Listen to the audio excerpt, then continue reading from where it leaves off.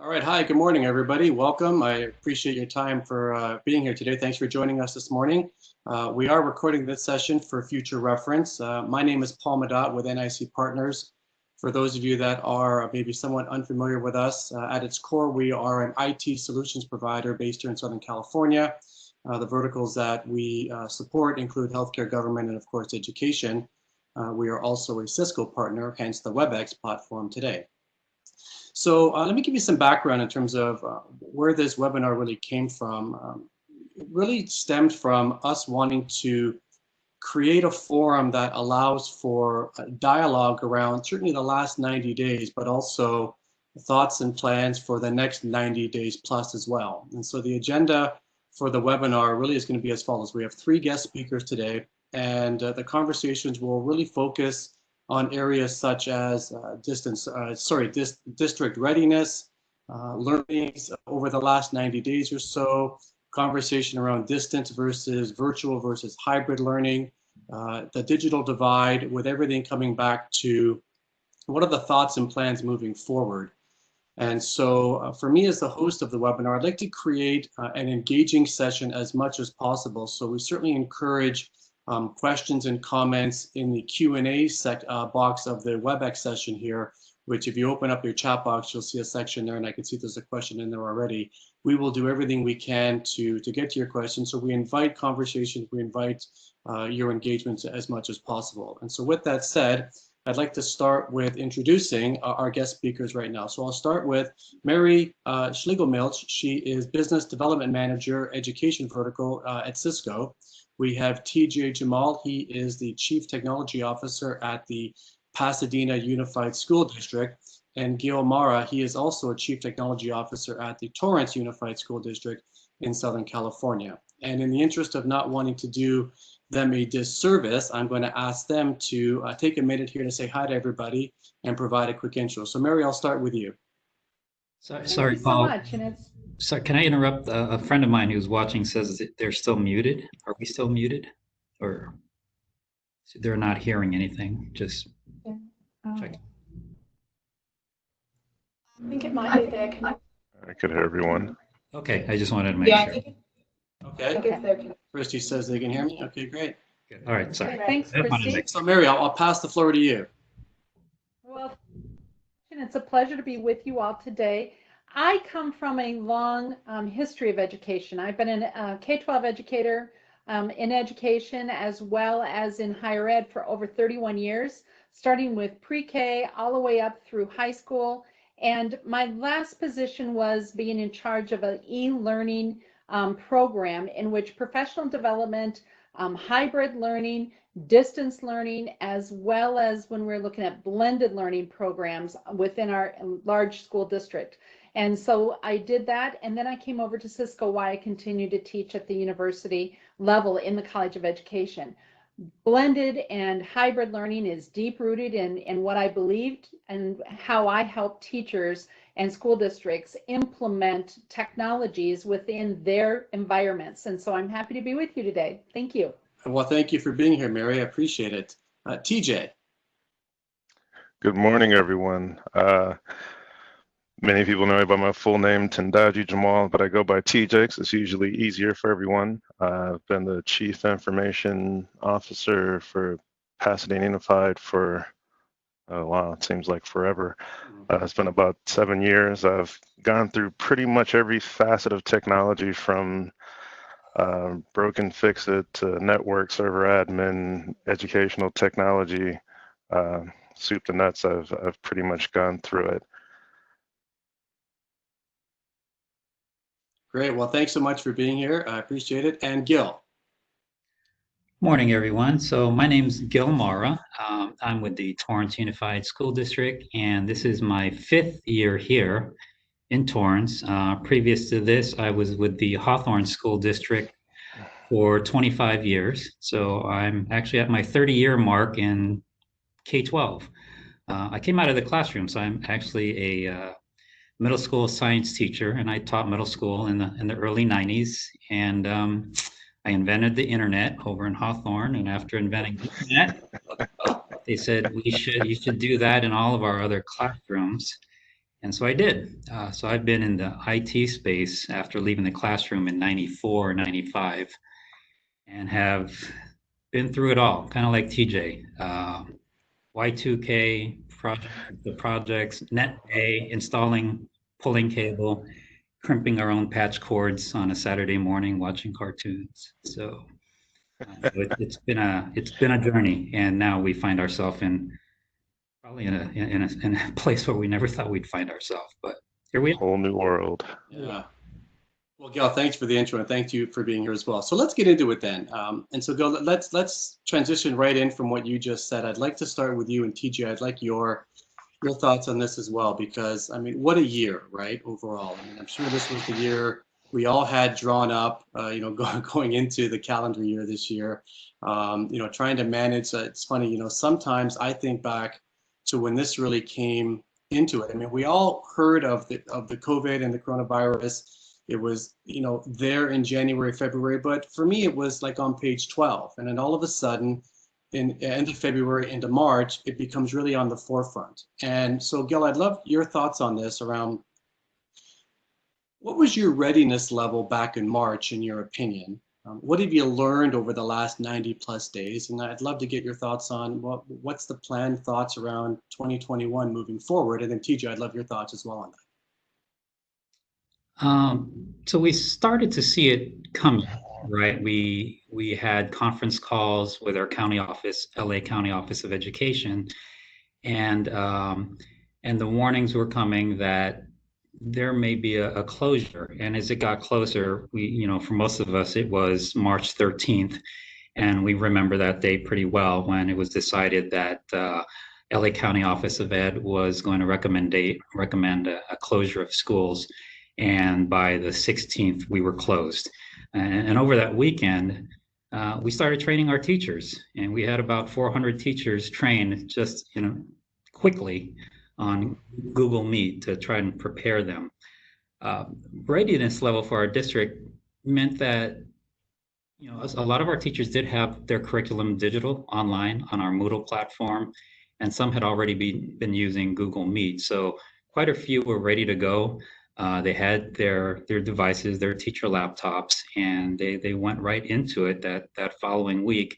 And we started forming plans. Those first 2 weeks were to, no new teaching, no new material. Let's get the gear in place. Let's figure out accessibility for the families at home, and kept working the plan. And then after coming back from spring break, we had our virtual learning plan in place, schedules in place for our elementary and secondary, and a grading policy that was also put in place on how you're going to assess the students in this new platform, virtual.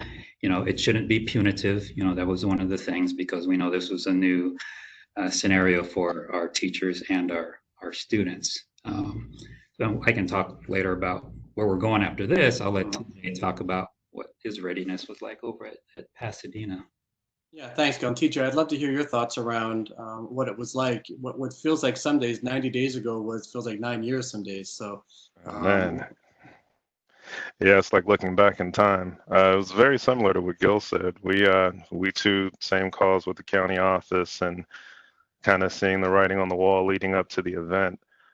We were in a good space in the sense that we had already made investments in deploying a one-to-one environment. We had already made investments in trying to shrink and reduce the digital divide by deploying hotspots to all of our high school students that didn't have internet connectivity and access. So in that space, we were in decent shape. Most of our secondary teachers already had their learning management profiles and environments established. I won't go as far as saying built out, but they had it established and have been using it and having students go there to pull resources and obtain things. But no one, even for those that were already working in online spaces, were really prepared to have that jarring moment where it's like, okay, well, when you go home today, you won't be coming back. So, there wasn't a lot of forewarning in the sense to tell people, start packing up things from your classrooms to take back, or start establishing more digital tools or resources. So I think that was the big transition. Our teachers, just like the students, had already been assigned devices and laptops as well. So they were established to work from home, although we did learn more about like connectivity issues on both sides of that conversation, from a teacher perspective as well as a student perspective. For our younger grade levels for the students, because we only did a take home for our high school students. So our middle and elementary were a whole nother conversation, and the teacher side of it was a whole nother conversation that rapidly had to be addressed in a very short time. But it's we had already begun going down this road, so Pasadena, I think, was already well prepared, but the culture shift and the pedagogical shift for teachers and students alike to have to make that transition overnight was still jarring. TJ, I'd love your thoughts on this. Any key learnings or takeaways from this? Because it sounds like you were in a good shape, but then all of a sudden now you have to actually implement this and put it into action. Any key takeaways or learnings over the last 3 or 4 months? Oh, there's so many. I'd say one of the biggest is consistency. We talked a lot about transitioning and moving content and getting lesson plans and applications and things migrated over into our digital spaces so students have access, whether they're remote or working on-prem. But even those that were doing it weren't doing it regularly enough to where it was second nature. So anytime you have that huge shift where you have to have someone change their daily processes overnight, it's jarring. And not having the ability to do kind of that shoulder-to-shoulder training and hand-to-hand training, even though we do a lot of virtual, the Google Meets, online PDs and establishments and everything else, it's the digital space is not something that's native to our teachers and to adults in general. The students migrate a lot easier, so they're the ones that require and need a lot more of that hand-holding, and not being able to do it in person, having to do it remote. So you're teaching them how to navigate that remote system as well as trying to teach a skill. It's like a double lesson on top of itself. So I think having more time to implement and build out and train and do that staff development in person prior to having that big leap, that would have been huge. And even though it was something we talked about, it was always one of those like, okay, we'll incorporate it into other PDs for sessions, and for as we're changing some of our curriculum or changing other things, we'll embed it into there and just slowly roll it out, where I see that's something we should have had stronger emphasis on up front that would have definitely better prepared us and put us in a stronger position, even stronger than where we were going into that transition. Fair enough. I appreciate the transparency there. And Gil, how about yourself? Similar, different? What would you want to share there with regards to your learnings as well? Oh, yeah, pretty similar to TJ. I mean, some of those same exact challenges in converting over to digital instruction. It's funny, we've had our content, our adoptions, for example, our textbook adoptions with McGraw-Hill and Pearson, TCI, or STEM scopes, and they've always been available even through our Clever portal. But the usage was low. It's like, hey, you have content here. You can drive your students, and they all have accounts. They can get into this ecosystem, and you can deliver their lessons to them. And I guess we've talked about this before among my counterparts, like TJ, is like maybe the silver lining in all of this is that we got a lot of requests.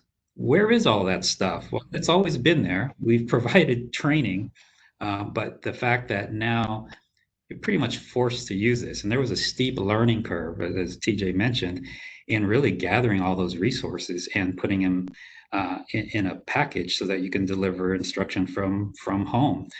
And there's no, and because the publishers, and we find this a challenge even before all of this, want you to use their platform, it's hard to take their content and integrate it into your learning management system, whether you're using Google Classroom or a Moodle platform or a Blackboard. So that alone has always been a challenge. So if you'd given us 6 months to prepare and say, guess what, you're going to be locked down on March 16th, it still would have been a challenge. It's a year. I mean, we've been trying to prepare. It seems as if we've been trying to prepare for this crisis for a long time. Just didn't know when it was going to happen, and it was sprung on us.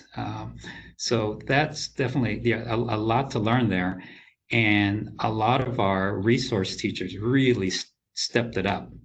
We've got about 20 of them actually down on the first floor from where I am, and we hammered out a ton of PD, and they delivered the PD virtually. You know, a lot of it was on the instructional side, going through the content. A lot of it was technical. We had a teacher that was actually really good at Zoom and Google Meet. She actually gave a lesson on how to use your webcam, and she did this, how to use your webcam in a Zoom, but she delivered it through Google Meet. And I was actually in that session. I'm like, it was a head spinning matrix moment. I thought I knew my tech, but she was awesome. So a lot of our teachers, you know, really just leaned in, and because they cared for the kids, they knew they wanted to continue to provide instruction and then new instruction and deliver the content. So they, as painful as it was for everyone, not anyone just threw up their hands and said, I just can't do this. We got a lot of calls. We provided a lot of support to our folks everywhere. You know, we had to ramp up a lot of support, and we were able to remote into their kitchens and their living rooms and take control of laptops and do updates. And same for the families. We stood up like a 1-800 number for our families so that they can call in, and we can provide technical support for the families that suddenly are trying to figure out, I didn't know my kid had to log into all of these things.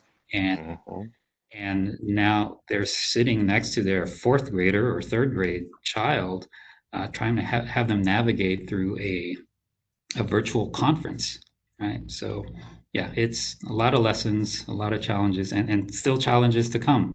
So let's talk about that, because there's, you know, I think about my life. There's a saying that my dad has instilled in me for years, and it's always time flies. And you don't realize it until you're living something. And so here we are. Gil, you mentioned that your school ends tomorrow. TJ, you're now your first week into, you know, the summer break, so to speak. It's been 90 days, and yet the next school year is around the corner. So talk to me, what's the plan? Well, what are your forecasts? What are your thoughts around what's 2021 going to look like? I'm going golfing. I don't know about you, TJ.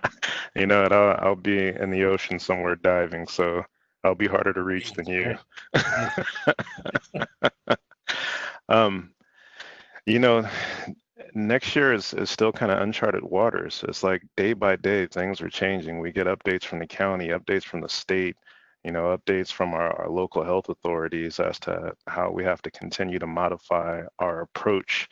And then on top of that, figure out how to modify all these things with less funding, because finances do play heavily into what you can and can't do going into the upcoming year. So it's a lot. It's a lot of planning for the unknown and trying to be best prepared to adapt and evolve to any situation that's kind of thrown at you. I know we talked a lot about transitioning students and teachers and from a on-prem to a home environment, but we also had the entire business aspect that had to take place with that as well. We had to offload all of our business teams, my IT teams, our HR teams, you know, look at modified operations for our maintenance and operations and how we were maintaining and sanitizing sites and facilities and all of these things at the same token. And now having that conversation about reversing it and bringing everybody back to a lesser degree so that you can still establish and instate social distancing, make sure that you have cleaning regimens and other things that are taking place, how you potentially scan for health anomalies, both staff and student-wise, while still maintaining privacy and not violating any HIPAA privacy laws or anything like that. It's a huge, huge anomaly that we have to try and unfold and figure out how we're going to walk into next year.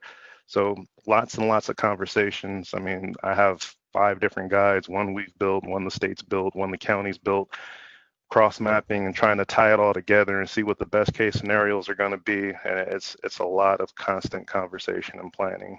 We have like 8 different committees up and running at the same time, trying to solve all of these problems. And then now pulling those 8 committees together to have a bigger conversation and make sure that everybody is cross-threading and intertwining so that we don't have one group that's thinking one thing's going to implement or happen and find out that the other team that they're relying on had a whole different plan or head in a different direction. So, you know, it's a lot of planning for the unknown. And likewise, Gil, for you at Torrance, same story, different chapter? Oh yeah, TJ covered it all in one breath perfectly. Sorry, man, I didn't mean to steal your thunder. Yeah, no, not Hey, at all. you can have all the thunder. All right. Well, good. Well, guys, I appreciate your feedback on that and your commentary there. Mary, I'd love to get your thoughts here and get you involved in this conversation around like distance learning. I'd love your take on the differences between virtual versus distance versus hybrid learning. Is distance learning even applicable anymore? And what do we forecast? How that's going to play in moving into 2021 as well. Oh, thank you. I look at a couple of things as the gentlemen were speaking of distance learning, and I live happily in one of those flyover states, right? And I've been now at Cisco 9 years, and I've done a lot of work with blended and hybrid learning at the, helping teachers really understand what does that mean. And we've had to do it here in a flyover state because that's how we've stayed in business, really.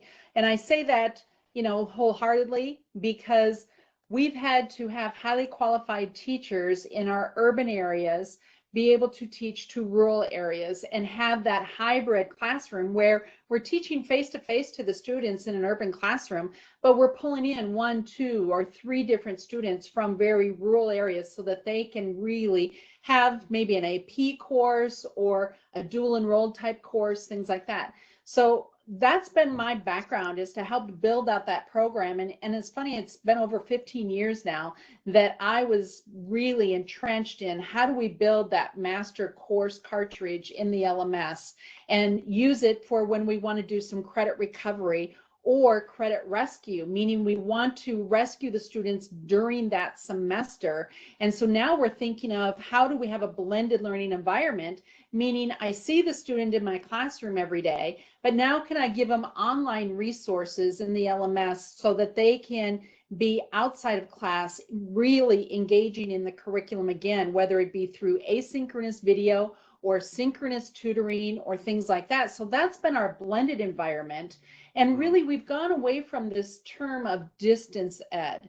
That connotates from 30 years ago when they were passing out VCR tapes, right? And we had to fill out. And I think some of us that are older all remember those types of courses. And so now, as COVID happened, we're starting to think, well, what is the real term that we're talking about? Is it distance, remote ed, hybrid, blended? And now the word hybrid's coming. And some people are saying, well, is hybrid the same or equal to blended? And so I would offer this, as I've taught many courses, is, when we think about blended, we know our kids, we know that they're going to come to us in this environment, face-to-face, and we need to give them resources for outside of class time. But now hybrid, and going into we don't even have 100 days until fall, right? For some of our schools to prepare, and we're talking about hybrid environments.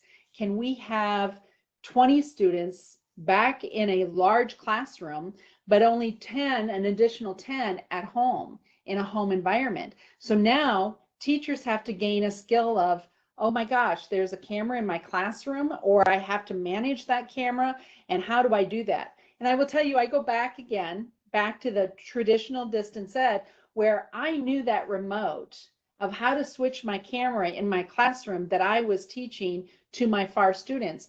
Now we have AI built in. Now we have something similar to a Siri type environment where I can say, start class, and right away it's like, oh yes, I will go ahead and dial in your students automatically, and the camera that's in our classroom can now find the active speakers digitally. So now my students that are at that remote site can still be part of that environment. We're moving very fast, and we're moving very slow. And I say that wholeheartedly because I think this is the time for us to get it right. I was working with teachers in Cincinnati, and they said, we had the perfect storm with COVID. We had built all these resources, and Gil, TJ, you both said that. We had the resources. We just didn't have it ready to get to our teachers. So now we're taking this time to really say, okay, how do we do this in the fall? And I will tell you, this is a skill that our teachers will build over time. Our first year teachers are just that, first year teachers. And by the time they become 5th year teachers, 10-year teachers, they're fantastic teachers. We're going to see that when using this type of technology as well.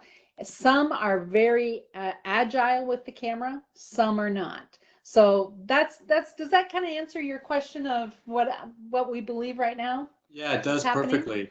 Perfectly, and thank you for that. Very, very well said and very detailed. Gil, I'd love your thoughts around, if you're open to sharing, what's the dialogue like at Torrance as it relates to this moving forward? We'll We need to provide more training, and there's still discussions about what the fall is going to look like. It looks as if it's, and what's being talked about and what's becoming popular, I think even among other districts, there's some kind of an alternating schedule, A day, B day, or, kids in the morning, kids in the afternoon. Primarily, of course, centered around social distancing because we can only get 14 kids per classroom. So in that environment, like Mary's saying, that's great. We have to have some sort of a structure where everyone is feeling safe, but I'm delivering instruction that's still really good first instruction to our kids.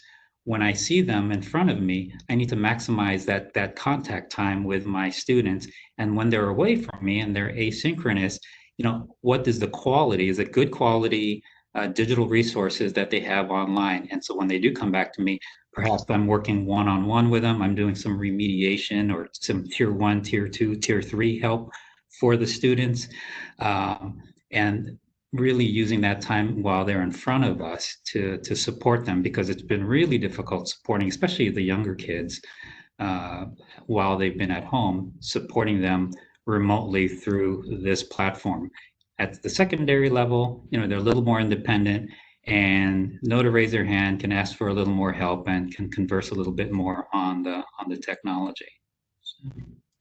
Well, Gil, I appreciate that comment. If I can add something, as a father myself, I have 2 kids, they're 6 and 4, and I give a lot of credit to my kids' teachers for what they've been able to do in this period, because it's so unique. And to your point, Gil, my kids are at best attentive for just a few minutes, at least with me. I don't know what it's like in a live in-classroom environment, but at least with me, I can get them for 5 minutes unless they're on the iPad or something. And so I give them a lot of credit for being able to do what they've done in really an unprecedented time here. And so, TJ, anything you want to add as it relates to Pasadena? No, I think, I think Gil really nailed it. That's pretty much the exact same thing that we're looking at as well, and seeing how we can create those same type rotations, maximizing on the face time that we have with students to drill things in, have different asynchronous tools established and set up so that, if we do a rotation where it's like a track A 2 days and track B 2 days, and the 5th day maybe everyone's working remotely from home, they have those rich materials that they can go through and kind of flip class learning environment styles where they're coming back in and then doing deeper remediations or follow up with the teachers.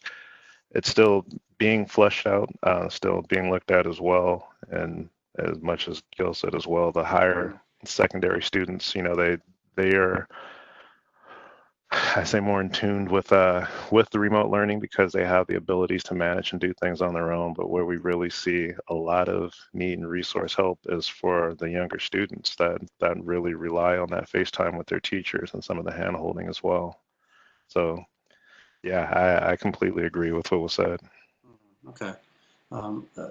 Guys, let's transition into the digital divide. TJ, while I have you, it's well documented, well discussed, a number of different circles. Let's go back to when this first started and over the last 90 days or so. How did your district address this with your students, and I presume also with your staff as well? Yes, we worked with the local communication groups and companies to try and get services offered for families.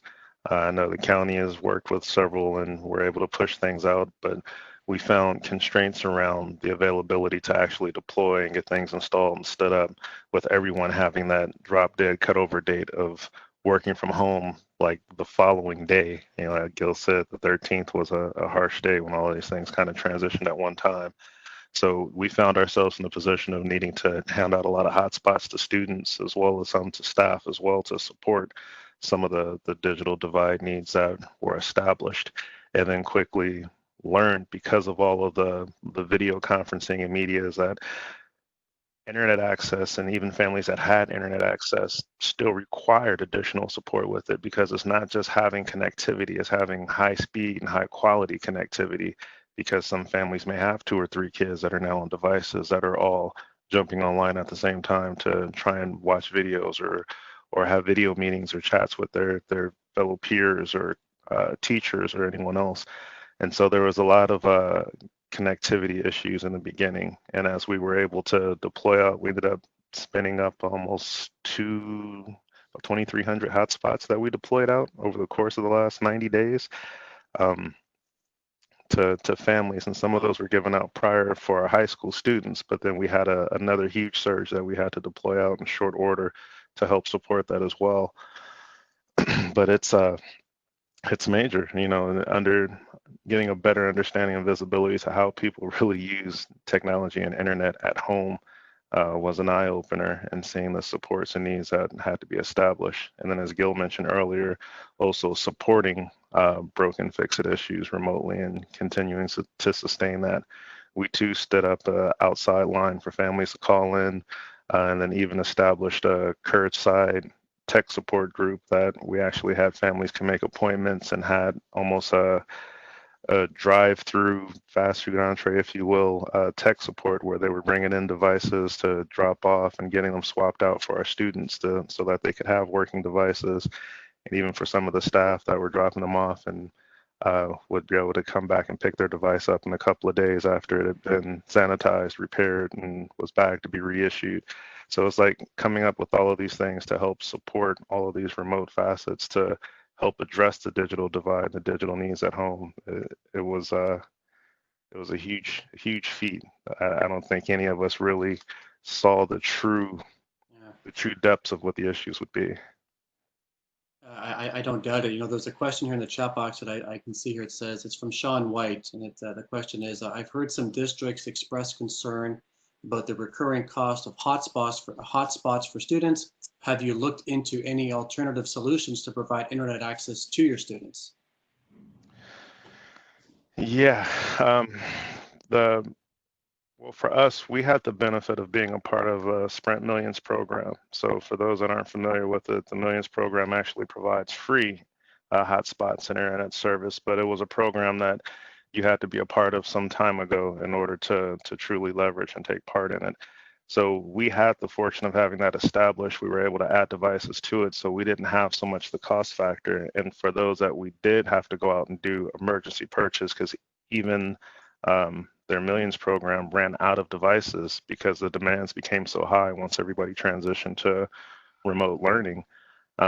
We bought them in a solid set 1-year package. So at the end of that 1 year, service dies out, and it's not a reoccurring cost that the district has to encumber or deal with. And we were able to chunk it out, bid it out, and get a discounted lump front cost to purchase it and deploy. So, you know, if the device makes its way home, great. We can disconnect sooner and use the credits for something else, or otherwise, if it doesn't, it dies on the vine after a 1 year period, so we don't have that reoccurring hit. Yeah, fair enough. And Gil, how does this factor, and how did this factor into conversations and things for you at your district at Torrance? Yeah, so so Torrance, the city is, I want to say it's like a middle class neighborhood, you know, the city itself. So the neighborhoods are, you know, on the high end, low end, so some low socioeconomic status students. So we worked with our Family Welcome and Enrollment Center downstairs here, and worked with the schools to identify the families that really needed a hotspot. So we issued 60 hotspots, and it took, like TJ mentioned, it took us 5 weeks to get these things ordered. And we went through our cellular provider, and they had a COVID-19 plan at a reduced rate. We signed up for a year contract, and we were able to get these 60 families that we identified online and get them going. And there were also issues with some of our own employees and staff that, I'm going home to work, but really I don't have high-speed internet. Now I've got to also deliver instruction, right? And sometimes you've got that many people in the home. So you have a teacher who is also teaching her, is homeschooling her young kids like yourself, while at the same time delivering instruction, while the spouse is on a WebEx somewhere trying to get a meeting done. So bandwidth issues abound, like TJ said. So we were able to, it did expose what it was like out there in the homes. For some, their primary access to the internet is through their cell phone, right? So a lot of the instruction was just being delivered through or received from some of the students through a cell device, right? Too small of a screen. So we did loan out about 3,000 Chromebooks, and that was managed by the sites. Again, almost no questions asked. If you needed a device at home, come by, sign up for one, and it was distributed from the school. So there is a divide, and we tried to cover the divide. I think everyone did as much as we could. I know in some communities it's a lot tougher. You have LA Unified School District, for example, where they have 80% of their students are on free and reduced lunch, which, that means that access, affordability is a huge issue, where high-speed bandwidth here in Torrance runs you about $70 a month, right? And that's quite a chunk of change. That can be quite a bit, and a hurdle for many families. Fair enough. I can appreciate that as well. There's a question here in the Q&A box from Bob. This one's for you, TJ. It says, "Hi, TJ. What do you use as an LMS for your online summer school?" Oh, you're gonna hurt me with that one. I trust you know, Bob. Oh, I'm vaguely familiar with him. Some guy that likes to play on golf courses and not really show up for work. We currently use LMS Power School. We're in the process of transitioning to Canvas, which a lot of people thought we were insane for doing in the midst of all of this. But because during this remote process, there were so many different applications that we needed to transition and migrate in, we found the need to go with something a little more robust. However, we've had our original LMS for some years now, so our teachers have been familiar with it. But it's like I said, not having it as a requirement that people were using it daily, there was still a big lift and transition to get people established and working in an LMS in general, to get all of their content and everything loaded. But it's we're in the middle of transitioning between LMSs right now. Fair enough. Gil, does that question apply to you as well? Yeah, actually, that became, as we work our return to school task force, we have 5 subcommittees. There's actually an instruction side. That's come up. We use 2 LMSs. So for the longest time, we've had ETUSD. That's our brand for our Moodle platform. So that's been around for almost 15 years. So teachers that had their content on there, they were kind of ready to go.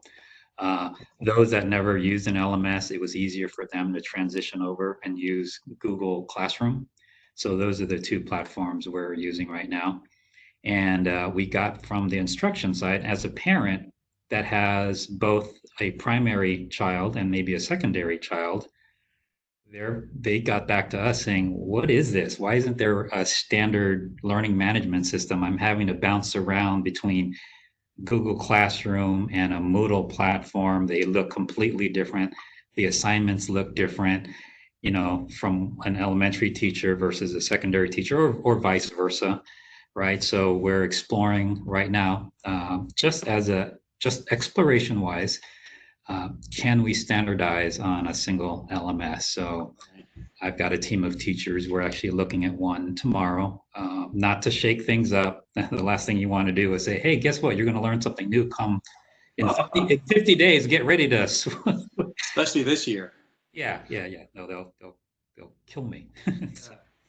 Hey, TJ, well, listen, I see a note here. I think it's worth noting that Bob has let everyone know that between time on the links, they actually found some time to pilot on Canvas as well. So just as an FYI, I think it's worth noting here. And then, so Mary, I'd love for you to maybe share with us a little bit about the PD course that's been developed. Yeah, absolutely. So we've been working with Orange County Department of Ed, and they are the fiscal agent for what the MTSS, the Multi-Tiered System of Support for California, and they have created a professional development course for teachers. It's a 6-week course. It's an online course. It can be in Canvas. If you use a different learning management system and you'd like to pull the cartridge down and put it over into a different LMS, that's a possibility as well. So they have some things happening. First of all, they have a pilot going with that course now. They will then be opening up grants so that additional teachers from all over the state can take the course, as well as just offloading that cartridge and providing it to a school district or to a county department of ed. And again, Orange County Department of Ed has been the fiscal agent that has, with a team of teachers and educators from all over the state, have built out that course. And what we've done is Cisco support in this is helped embed some micro credentials and how to teach in an online environment, how to really become a collaborative teacher, and finding other sources and subject matter experts that can come into your class, because we know that teaching in the classroom 100% of the day and going on to a virtual environment, that the pedagogical practice isn't to just switch to, if I have a 45-minute math class, I should have a 45-minute virtual class as well. Now it's, how do you start having that ability to record a lesson so that students can consume it asynchronously? Because we know bandwidth in the home, students are sharing bandwidth, they're sharing devices. So now we have to start thinking differently on how we get them lesson content and have that conversational synchronous discussion like we would in the regular classroom. So it's really helping teachers learn about their systems of support, and so that they can really provide an all-inclusive environment, even if we are in a virtual. How do we make sure that closed captioning is there, the translation specific type of translating the course into a language that is needed for those students? How do we really help teachers through all of that? And that's part of the piece that with TJ and Gil that they're busy doing, of what systems do we need in place to help so that all children can be inclusively included. But if this is a PD course, it is designed specifically for California and through MTSS. So I just wanted to share that resource is out there. I appreciate that, Mary. Thank you. And so everybody, we are right on time right about now. We have about 20 minutes left, give or take, for the scheduled webinar here. And as I mentioned at the start of it, we do encourage engagement and questions here. So for anybody participating and observing this, I'd love your feedback, questions, or comments for the panelists right now. I'd love to open it up for an open off-the-cuff Q&A.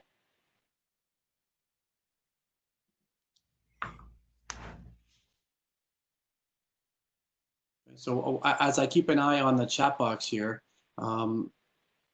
I'd love to move into, okay, so the calendar year, the school year of 2020, 2021 is around the corner. I mean, even though we're just wrapping up the school year now, September will be here before we know it.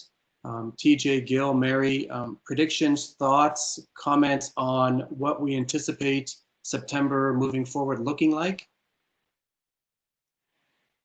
Who has that magic 8-ball, right? Not all at once. Take your time. I'm going to turn that one over to Gil. It's going to look great.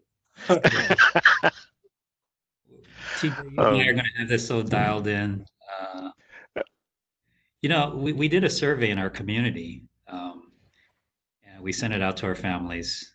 You know, you coming back was kind of the question. 75% of our families said, I don't know if it meant, I was reading it, yes, please take my child back. Me. Like Paul probably marked that answer. Yes. I think I created the survey. Yeah. Vaccine or not, please take my child. You know, it's funny you say that. We did the same thing, and we had a couple of sites because we kind of did counts to see what our percentage was for families in response to our students. We had a few sites where the response came back at like 250%. So yeah, I agree with you. Yeah, people are definitely in the take my kid. Well, listen, there's a question here from the participant, Sean White. Thanks again for your participation here. The question to all the panelists is, with the shift to remote and blended learning environments, how have your network needs changed? Part one, and then do you envision more moving more services to the cloud? TJ? Yeah, Gil, go ahead. I think that's going to be interesting because the stress on our network went way down, right? Because the bandwidth is really over. It was more about, hey, how fast is your internet at home, teachers?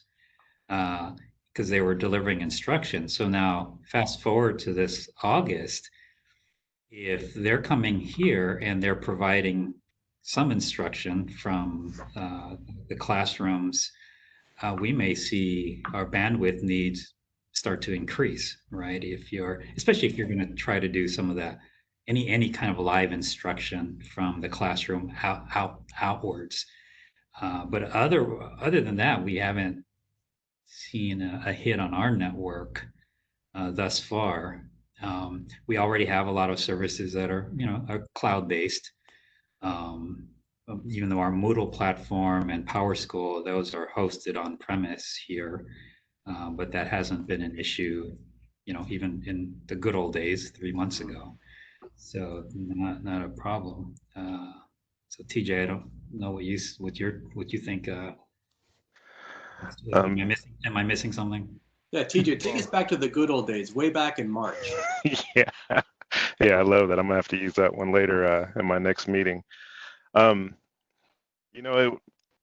We have been trying to approach using the cloud as kind of lightening internal resources. And in this case, I still, and my team and I have conversations about this often, look at shifting and trying to transition more to the cloud, if you will, not so much from the perspective of bandwidth on-prem, because like Gil says, right now we have tons of bandwidth available. That's not the issue, but the flexibility of having people work remotely, when we do need to offset, it's being predicted already that we're going to have another surge of COVID, unfortunately. And there's a possibility that due to cases reoccurring in next school year, we may have moments where we have to shut down sites partially, temporarily, different sections of it. And in that aspect, I continue to look at how do we continue to stay light so that we can easily transition back and forth. So having more things set up and established in the cloud, if we do get back to the good old days back in March and then have to transfer back into kind of this dark era that we've been in for the last 90 days, my goal is to try and keep us as nimble as possible so that if I do have to shut everyone down and send everyone back home, I'm not going through the frustrations that I had to go through in March trying to figure out how to get everyone to a point to where they could pick up and go at the drop of a hat. And the way that I see the new world that we're kind of going into for the 2021 period, that's going to be a big part of the game, is being nimble and having that flexibility to where today we may be doing hybrid, tomorrow we may be doing virtual, the day after that we may be 100% back because vaccinations have started deploying and people are able to return back to life as we once knew it. But either way it goes, we have to be prepared to support and establish the unknown and be able to address any of those things and address any of the needs that my different divisions, academics, business, HR, facilities, even myself, IT, ed tech, our curriculum and instruction, like everyone has different needs that they're all centrally looking at IT to support and establish and put things together for. So it's my job to ensure that we have that flexibility and that we are nimble enough that we can support whatever the demand is at the drop of a hat. And having more services established and set up remotely, so I don't have to also call my people back into harm's way to physically touch things on-prem here, and that's a benefit for me. So yeah, we do continue to look at how we can make things lighter, as lightweight as possible physically here. Well, I appreciate that insight as well. About 10 minutes left here, so I want to be respectful of everybody's time here, so we wrap up on time. But I think there's a question here that I'd love to ask you. How has security applications really shifted as students, teachers, remote workers, as they have a need to access remotely? How has that shifted? Well, I think TJ sort of said it with our switch to moving a lot of the data and content to the cloud, whether it's some personal files, work files, using the Google Drive. We have a combination of Google Drive, and we've got our Office 365 presence also. You still need to evaluate your security stature, even with those cloud systems in place. You don't let your guard down because you've started providing access to some of our users through the cloud. And if you're connecting to county offices, you also have your VPNs that are going to be set up. But again, like TJ said, as long as we're light and nimble, they've been able to access, even between HR and payroll, access a lot of their work and files from home really securely. We do have through our next generation firewall through Fortinet, some of our key users do use a VPN client to come into the office so that they can connect to the data center and really do the secure work that they need to do. So it really depends on your job classification and your job tasks, as far as what security postures you'd have to set up for each of them. It's the word unprecedented gets used quite a bit over the last last stretch here, and I think it's a fair term to use. But it's pretty clear right now that the choices that we're making really are going to have a big impact in terms of education moving forward and changing things. So as we wrap up here, I'd love your thoughts on what are your priorities specifically over the next couple of months before the next school year starts? What can you share with us? My priorities are TJ's priorities, so he's gonna tell me what that one on me, huh, Gil? Golfing with Bob, right? Yeah. Yes, and I feel bad. I know several Bobs. That shot was at a different Bob, but it applies to both. I believe it was Bob Ford that had made the question. I thought it was a different Bob, but Bob's a great guy as well. And so, in case Bob's boss is watching, he doesn't golf all the time. He shows up for work often. For Bob's other boss, the other Bob, yeah, your employee doesn't do anything. But since that's clarified. I'd say the security posture is a big one for us, and that's probably one that we've been having current conversations about, and just for administrators establishing stronger security policies. We've already had account automations in place, which in this light is more important now than ever, just because everyone's working so disparate. Like I said, HR is working from home, business is working from home. The ability to have employees provision and deprovision without having face-to-face conversations or checking board reports or going through other facets, that's huge to ensure that people who should no longer have access, that their access has been severed. And for new people that we're onboarding, because we've had to onboard several employees over the course of the last 3 months, 100% remotely. I have a new website administrator that works for me that outside of her interview has not set foot in one of our district buildings yet. She's 100% working from home and to say onboarded, provisioned, account created, security credentials, VPNs established, like everything 100% remote. That's kind of the world that we live in now. And while it's been a big business practice and an enterprise practice for some time, these things are new to education. This isn't something that education has had to establish, because we've always been a face-to-face business. So establishing stronger security postures, and not just establishing them, but getting our end users comfortable with them so that they understand two-factor authentication, access keys, and things like that, what those are and why they're important.